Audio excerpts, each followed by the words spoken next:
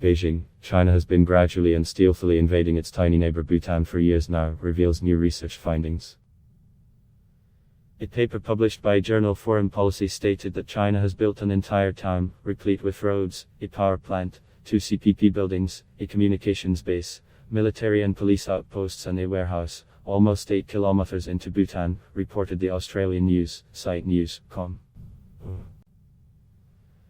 In early April, the Chinese welcomed a delegation of international visitors to the city of Kunming in Yunnan province, which discussed China's mountainous southern border, which lies uninhabited and sports wild terrain.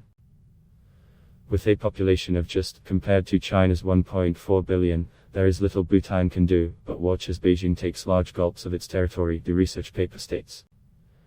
This involves a strategy that is more provocative than anything China has done on its land borders in the past, wrote Robert Barnett in Foreign Policy earlier this month. The largely Buddhist Bhutanese have much in common with the people of Tibet, which now lies within China. But diplomatically and economically, the government in Thimphu has closer links to India, and Beijing doesn't even have an embassy in Bhutan. That Bhutan and China can't agree where their 470 km common border lies is nothing new. By some accounts, Beijing claims 12% of the territory governed by Thimphu. The recent meeting in Kunming was the 25th the two nations have held concerning the frontier. China has long built roads into these disputed territories.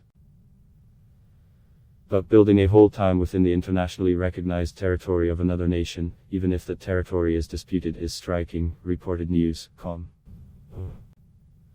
Called Galifu, or Jiluobu in Chinese, an administration block at its center features a hammer and sickle. A nearby banner proclaims, resolutely uphold the core position of General Secretary Xi Jinping. It's estimated several hundred people, and even more yaks, could now live in Galifu. The number is boosted by a rotation of construction workers, party cadres, police and soldiers.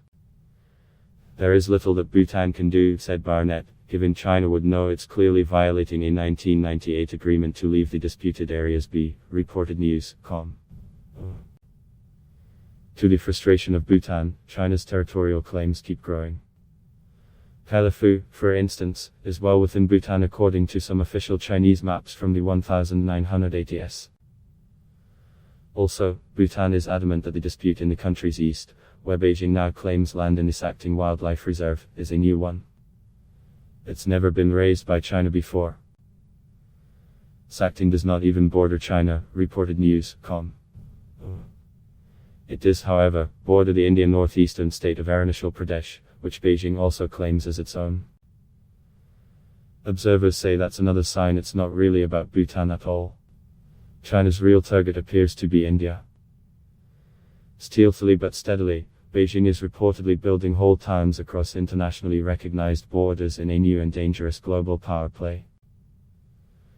What Beijing has already done in the South China Sea, building outposts and claiming dubious sovereignty, is now also being done in the Himalayas, according to reports. Facebook Katap Mitalamala blog test, why?